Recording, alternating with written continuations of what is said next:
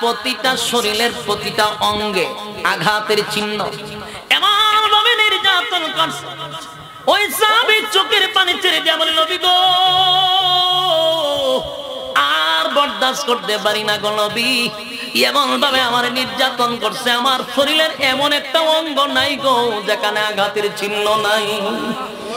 আপনি আমারে বাঁচান, এই জালেমদের কাছ থেকে আমারে উদ্ধার করেন, আমারে নিয়ে যান মদিনায়, আমি আর পারি না। আল্লাহর পয়গম্বর সহ সমস্ত সাহাবায়ে কেরামদের চোখ দিয়ে পানি গড়গড়ায় পড়তেছে।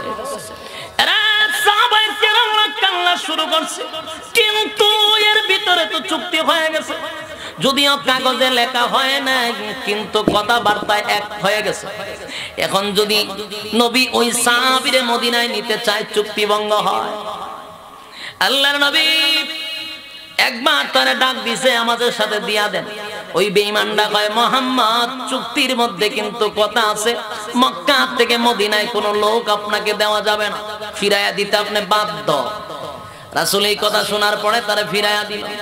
ওই সাহাবী নবীর দিকে তাকায়া রইল। সাহাবায়ে কেরাম বরদাস্ত করতে পারে না, বরদাস্ত করতে পারে না।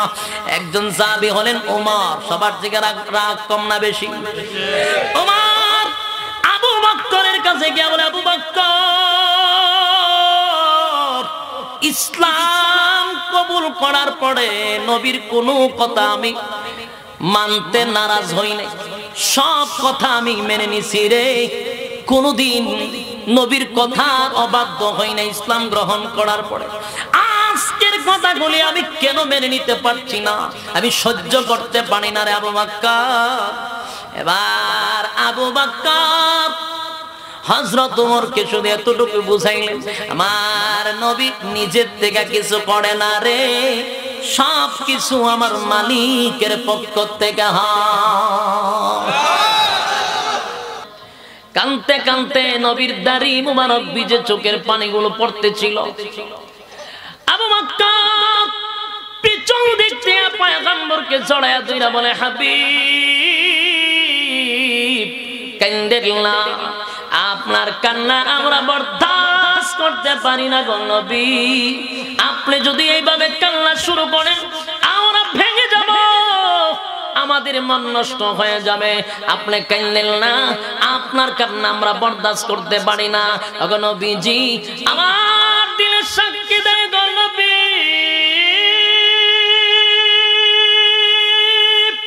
আপনার মালিক আপনাকে একা ছেড়ে দিবে না, আপনাকে একা ছেড়ে দিবে না। ওগো নবীজি, চিন্তা করবেন না, নিশ্চয়ই আপনার মালিক আপনাকে একা ছাড়বে না।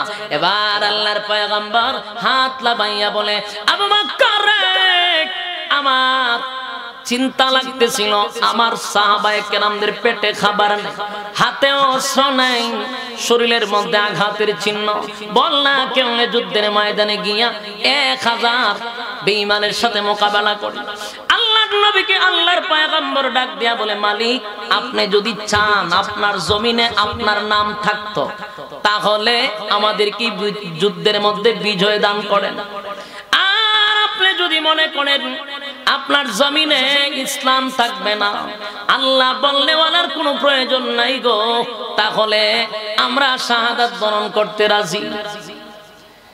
এরকম কথা যদি পয়গম্বর বলে, আল্লাহর পয়গম্বরের কান্না দেখা পয়গম্বর সাহাবায়ে কেরামদেরকে একত্রিত করলেন। আনসার সাহাবী, মুহাজির সাহাবী সবাইকে নিয়ে মিটিং করলেন, সবার কাছ থেকে পরামর্শ নিলেন, যুদ্ধ কি করব।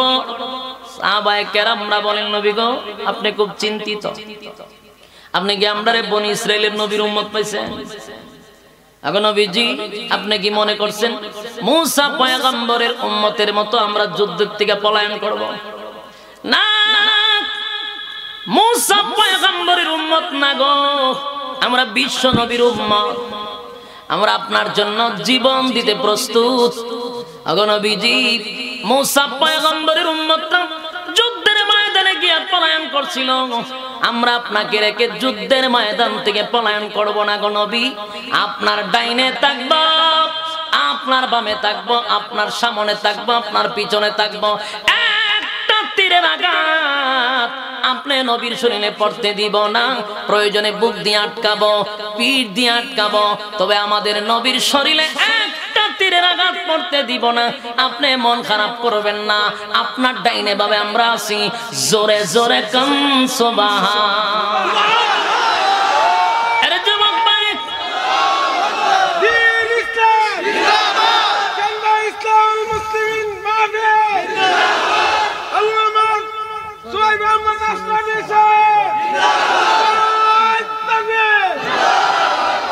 যুবক ভাইরা আমার, আল্লাহর পয়গম্বর সাহাবায়ে কেরামদের কথাগুলি শুই না, এখন নবী একটু সাহস পাইছে যে না, তারা তো আরো সামনে থেকে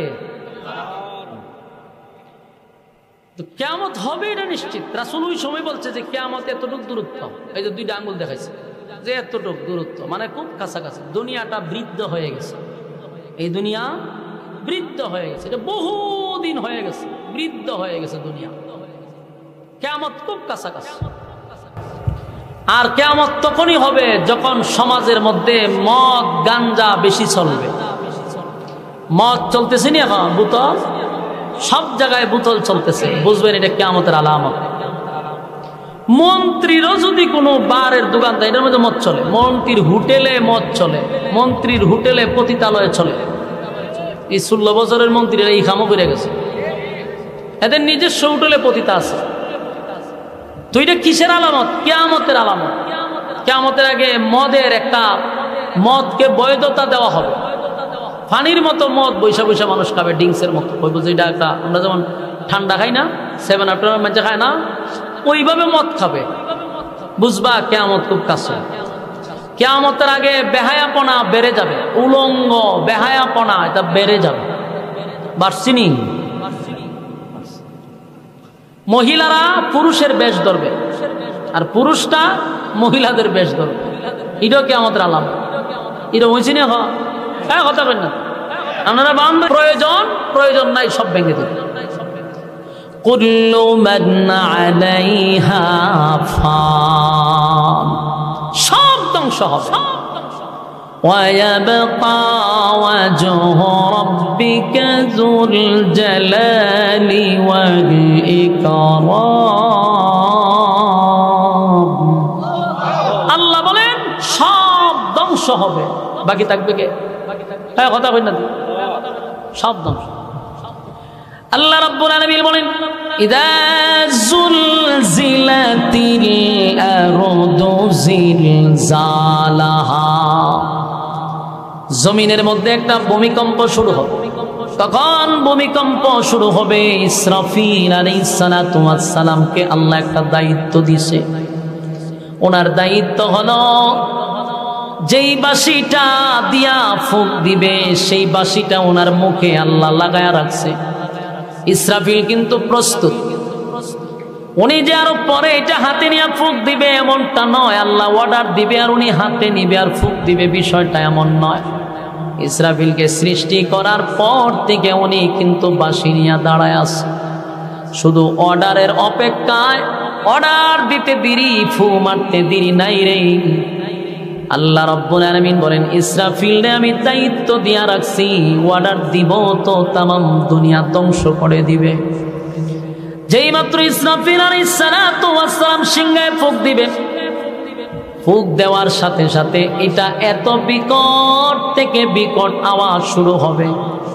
প্রথম মানুষ বুঝতে পারবে না, আস্তে আস্তে যত সময় যাবে এটা বিকট থেকে বিকট থেকে বিকট হইতে থাকবে। একটা সময় মানুষ এই আওয়াজ আর সহ্য করতে পারবে না।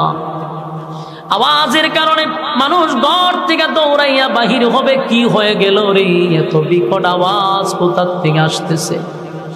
ভয়ানক আওয়াজ যত সময় যায় খালি বাড়ে, বাড়তে বাড়তে সমস্ত প্রাণী জগৎ সব ধ্বংস হয়ে যাবে, সব মারা যাবে। কোনো ইমানদার তখন থাকবে না, কিছু বেঈমান থাকবে। বেঈমানদার যখন থাকবে তখনই আল্লাহ বাঁশি বাজাইবে।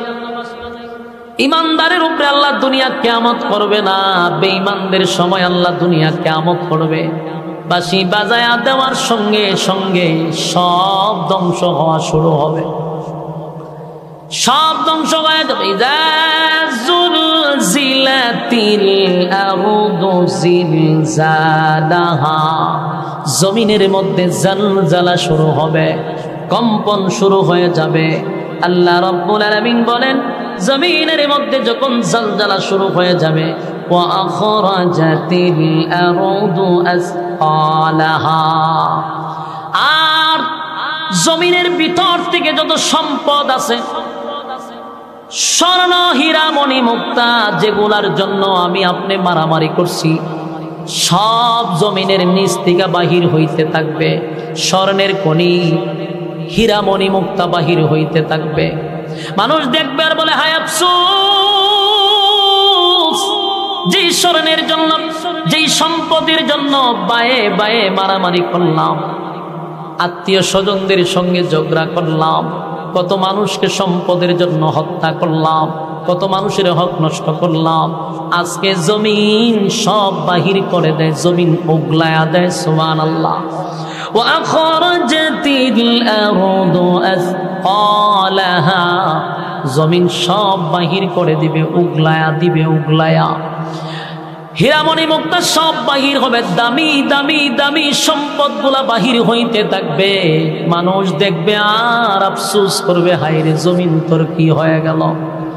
وقال الإنسان ما لها وقال الإنسان ما لها, মানুষ এই দৃশ্য দেখে নিজেরাই বলতে থাকবে জমিন তোমার কি হয়ে গেল, তুমি কেন তোমার ভিতর থেকে সম্পদ বাহির করে দিচ্ছ, কেন তোমার ভিতর থেকে এত দামি দামি সম্পদ বাহির করতেছ। জমিনের মধ্যে ফাটল সৃষ্টি হবে, ভয়ঙ্কর আওয়াজে জমিন উগলায়া দিবে। মানুষ তখন বলতে থাকবে ওয়াকালাল ইনসানু মা লাহা, জমিন তোমার কি হয়ে গেল। জমিন উত্তর দেয় ইয়াউমা ইযিন তুহাদ্দিসু আখবারাহা, এই সেদিন জমিন যা ঘটেছিল, মানে জমিনের মধ্যে যে যত আখাম কুখাম, দিনের কাম রাত্রে কাম করছেন, যুবক ভাইরা, জমিনের মধ্যে যত অপরাধ করছি, যার জুলুম করছি, যার কারো সম্পদ আমরা মাইরা খাইছি, এতিমের মাল মাইরা খাইছি, কারো উপরে জুলুম করছি, কোথাও দাঁড়ায়া জিনা করছি, কোথাও দাঁড়ায়া মানুষের টাকা মারছি, মানুষের হক নষ্ট করছি, যত অপরাধ করছি, আল্লাহ বলেন সেদিন জমিন বলতে থাকবে ইয়াউমা ইযিন তুহাদ্দিসু আখবারাহা, জমিন অনর্গল বলতে থাকবে, জমিন কথা বলতে থাকবে। জোরে কোন সুবহান। আপনারা কি বিরক্ত লাগতেছে? তাহলে কথা কি চলতো না, শেষ করে দিতাম। জমিন কথা বলতে থাকবে, জমিন কথা বলতে থাকবে। জমিন বলবে আল্লাহ এই জায়গায় দাঁড়াইয়া এই নাফরমান জিনা করছে, আল্লাহ এই জায়গায় দাঁড়াইয়া অমুকরে খুন করছে, অমুকরে হত্যা করছে, আল্লাহ অমুক জায়গার দাঁড়াইয়া বেইনসাফি বিচার করছে, অমুক জায়গার দাঁড়াইয়া জুলুম করছে, আল্লাহ মানুষের ধন সম্পদ মাইরা খাইছে, জালেমের মতো ব্যবহার করছে। জমিন যখন অনর্গল বক্তব্য দিতে থাকবে, মানুষ হবে হায় হায় এমনটা কেন জমিন করতেছে, জমিন তো আমাদের গোপন কথা প্রকাশ করতেছে, ঘটনাটা কি, জমিন এমন আমাদের সঙ্গে আচরণ কেন করতেছে। যুবক ভাইরা, যদি দেখেন এখন জমিন বৈশাখ কথা বলতেছে, জমিন হা করে থাকবে, কথা বলবে আল্লাহ অমুক জায়গায় দাঁড়ায় নাফরমান খারাপ কাজ করছে, তারে ধরেন। জমিন কথা বললে মানুষের অস্তিত্ব থাকবে। মানুষ পাগলের মতো বলবে জমিন এমনটা কেন করবো, আজকে আমাদের বিরুদ্ধে তুমি এমন ভাবে অনর্গল কথা বলতেছো, এমন ভাবে কথা বললে ধরা পড়ে যাব, ধরা পড়ে যাব। জমিন বলবে আর জমিন খাপ করে ধরে ফেলবে, উপায় থাকবে না, উপায় থাকবে না। জমিন কথা বলতে থাকবে। আল্লাহ বলেন বিআন্না রাব্বাকা আওহা লাহা, আল্লাহ তখন বলবে জমিন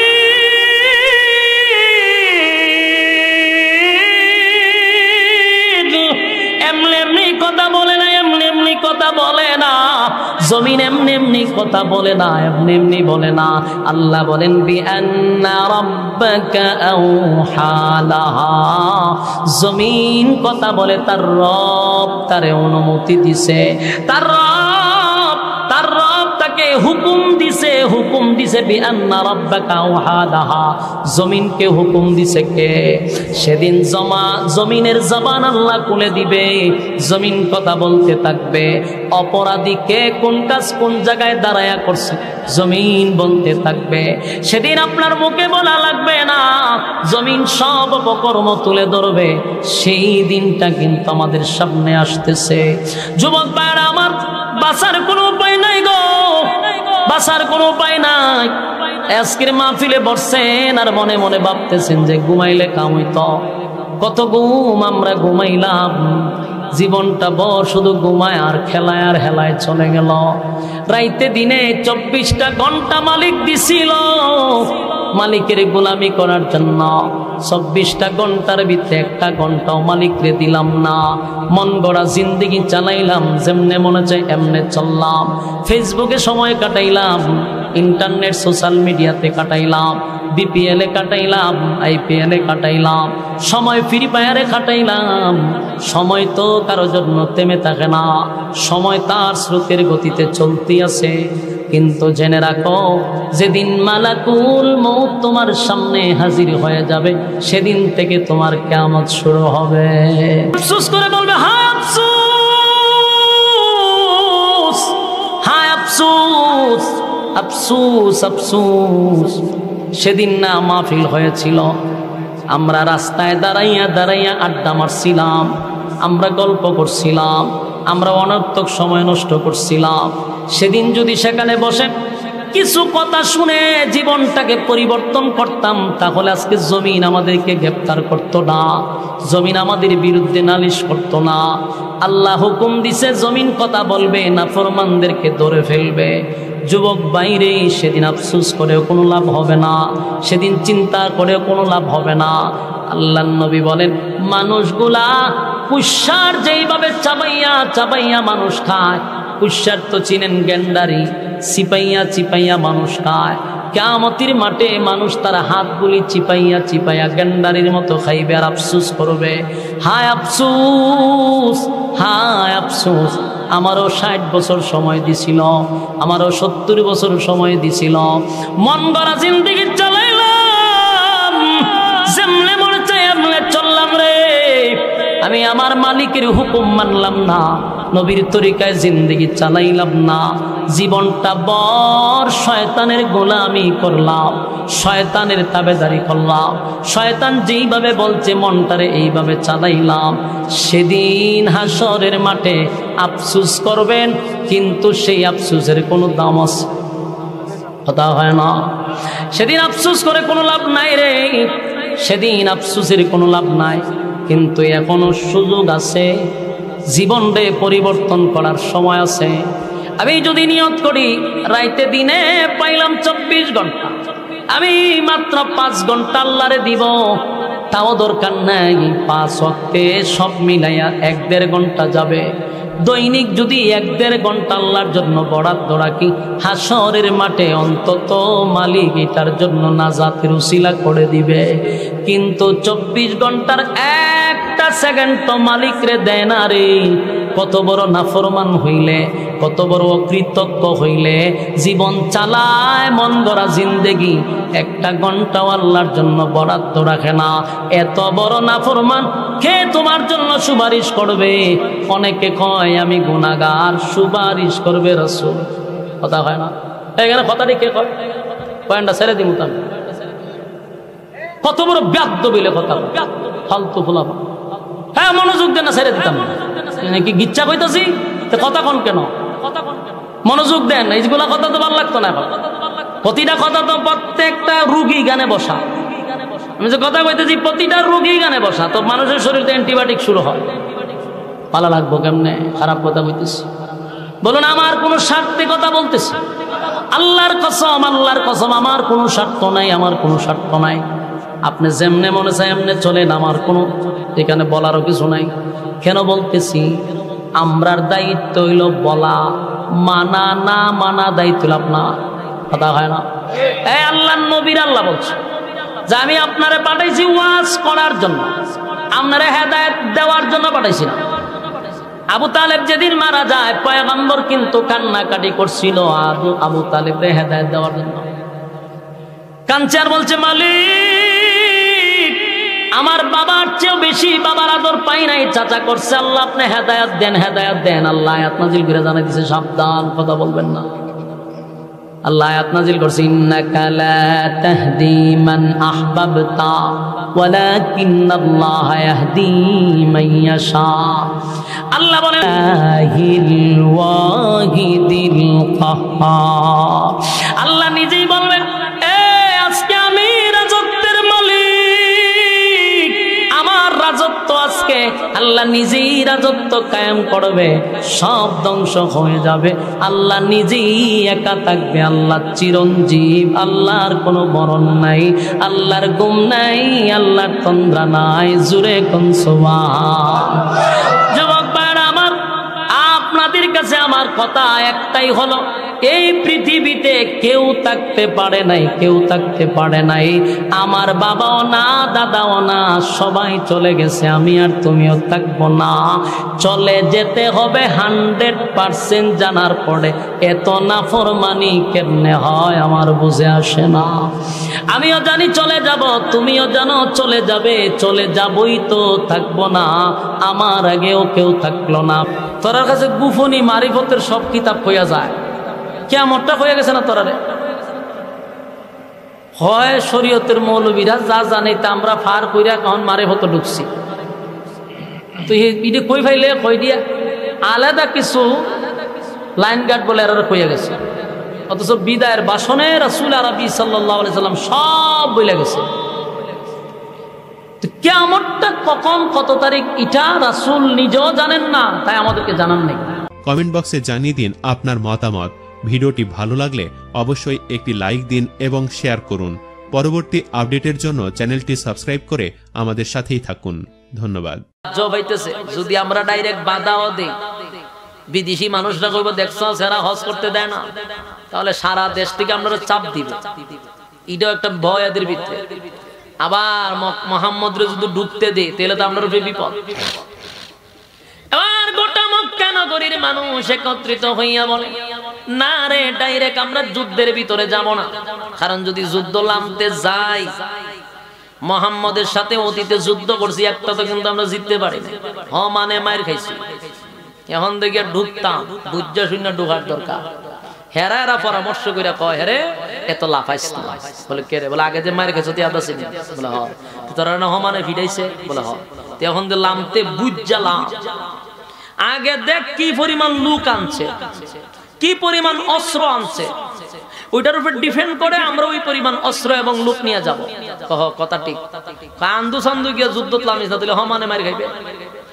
হুদাইবিয়ার নামক জায়গার মধ্যে রাসূল তাবুস, এখানে থাইকা প্রায় অনেক দিন হয়ে গেছে, তারা মক্কায় ঢুকতে দেন, খাবারও শেষ প্রায়। ওই যে একটা কূপ ছিল হুদাইবিয়া, যেখানে ওই জায়গার মধ্যে একটা ইয়ে ছিল, এটার কিতা কইন আপনারা? কূপ কইনি, অথবা কুয়া কইন গ্রাম অঞ্চলের ভাষায়, কূপও কয়। আগে টিউবওয়েল ছিল না, এই কূপের মধ্যে পানি থাকতো, তুলে খাইতো। এটা আমি নিজে দেখেছি, আলহামদুলিল্লাহ, আল্লাহ দেখাইছে। তো ওখানে কূপটা এখন যেটা দেখেছি আমরা, এগুলা তো এমনি বন্ধ, পানি টানি নাই। তো তখনও তারা যা পানি ছিল সব খাইয়া লাইছে, পানি আর নাই। এক সাহাবী এসে বলে, হাবিব, আমরা তোয়াফের উদ্দেশ্যে আসছিলাম, খাবার তো প্রায় শেষ, পানিও শেষ, কূপের ভিতরে পানি ছিল, পানি শুকায়া গেছে। নবী গো, আমরা এতগুলা সাহাবী, এখন কি উপায় হবে? ওই দেশে পানি না থাকলে আপনি মরণ ছাড়া কোনো উপায় নেই। এবার আল্লাহর নবী বলেন, সমস্ত কাফেলার ভিতরে কি উযু করা পরিমাণ একটু পানি পাওয়া যাবে? উযু করতে পারবো ওই পরিমাণ পানি আছে? বলে আমরা দেখি একটু কষ্ট করে। সবার কাছ থেকে উযু করার মতো পরিমাণ পানি লইয়া রাসূলের কাছে নিছে। আল্লাহর হাবিব এই পানিটা লইয়া ওই কূপের মধ্যে গিয়া নবী উযু করলেন। উযু করার পরে অবশিষ্ট যে পানিটা রইছিল, ওই পানিটা কূপের মধ্যে ফেলাই দিছে বিসমিল্লাহ কইয়া। আল্লাহর পয়গম্বরের বরকতে সাথে সাথে কূপের মধ্যে পানি ভরপুর হয়ে গেছে। সুবহানাল্লাহ। কেমন নবী, নবীর বরকতে পানি ভরপুর। আল্লাহর পয়গম্বর এবার বললেন, রে গোটা মক্কা মক্কা নগরীতে খবর হইছে আমরা নাকি যুদ্ধ করতে আসছি। না, আমরা হজ করতে আসছি, যুদ্ধ করতে আসি নাই। এবার আবু সুফিয়ানের নেতৃত্বে তখন চলতো। আবু সুফিয়ান না করলো কি, দুইজন গোয়েন্দা পাঠাইছে, কি পরিমাণ লোক আসছে, কি পরিমাণ অস্ত্র নিয়ে আইছে, তোরা রাত্রের বেলা গিয়া দেখেইবে।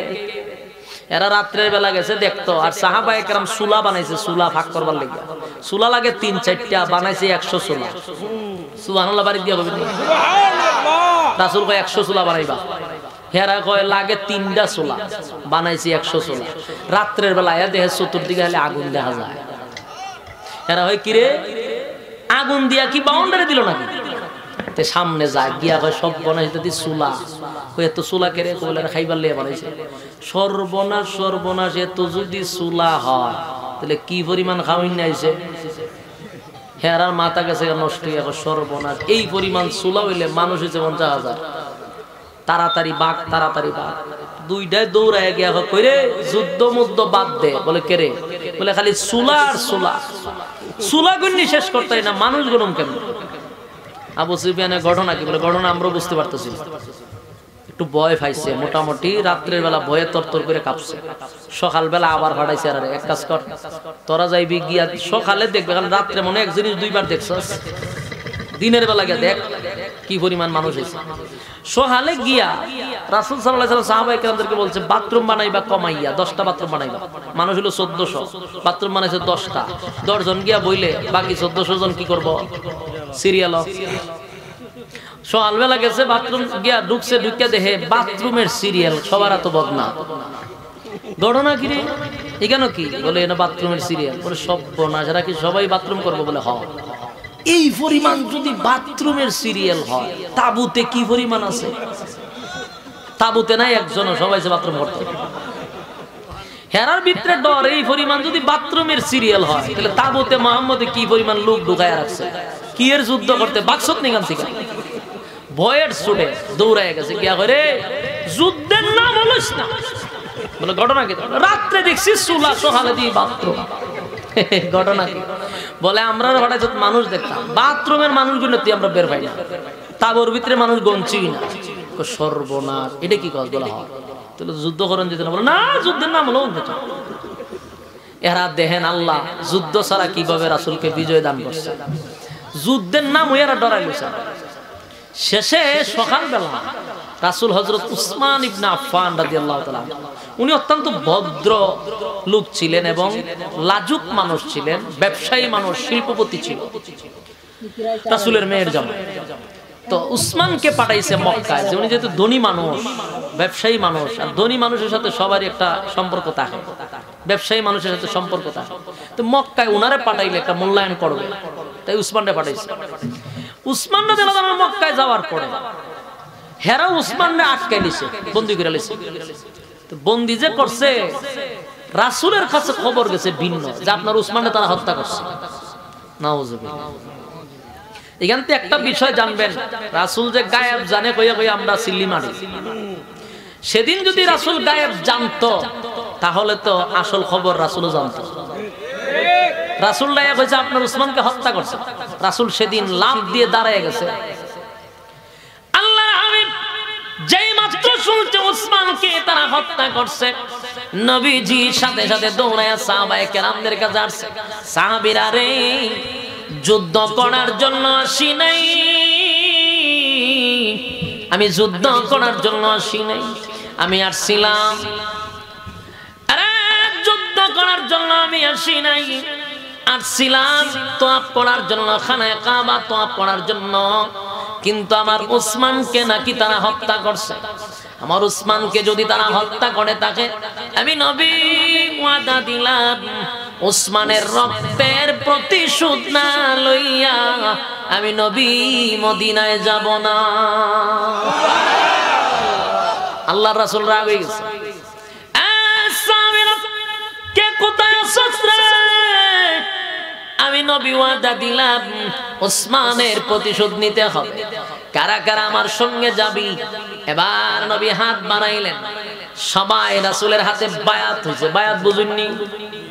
বুঝো, আমরা দেশের বায়াত মানে হইল সাইলে ডাইলে খিচুড়ি করো। পীর সাহেবের হাতে বায়াত হইছে, এখন থেকে খালা গরু, খালা ছাগল, খালা মুরগি। কথা বুঝেন নাই? আমরা দেশে বায়াত বলতে ডি বুঝি, বায়াত হইছি মানে পীর সাহেবের দেওয়া, খালি দেওয়া। এটা সেই বায়াত ছিল না। আল্লাহর পয়গম্বর যে বায়াত করছিল সেই বায়াত কিন্তু এখনের বায়াত না। এখনের বায়াত হলো দেও, আর তখনের বায়াত ছিল রক্ত দেওয়ার বায়াত। আল্লাহর নবী হাত বাড়াইলেন, কানারে আমার সঙ্গে বায়াত হবে, আমি উসমানের রক্তের প্রতিশোধ আমি মদিনায় যাব না। সাহাবায়ে কেরাম একে একে আল্লাহর হাবিবের হাতে হাত মিলাইয়া এইভাবে বায়াত হইতে লাগলেন। বায়াত হইতে হইতে একটা পর্যায়ে আল্লাহর হাবিব সবার উপরে নবীর হাতটা রেখে দিল। একজন সাহাবী দাঁড়ায় বলেন, নবী গো, আমরা আপনার হাতে হাত রাখলাম, বায়াত হইলাম, কিন্তু আপনি নবী কার হাতে হাত রাখলেন? আল্লাহর নবী বলেন, সাহাবীরা রে, আজকের শপথে আমার আল্লাহ এত খুশি হইছে, এত খুশি হইছে, এমন বরকতপূর্ণ একটা বায়াতের মধ্যে আমার উসমান শরীক থাকবে না, এটা হতে পারে না। এখন পর্যন্ত উসমান মারা গেল কিনা, শহীদ হইল কিনা আমি শুধু শুনছি, আসমান থেকে কোনো মেসেজ আসে নাই। সুতরাং আমার উসমান যদি জীবিত থাকে, উসমানের পরিবর্তে আমি উসমান হইয়া হাতটা রেখে দিলাম। জোরে কান সুবহান।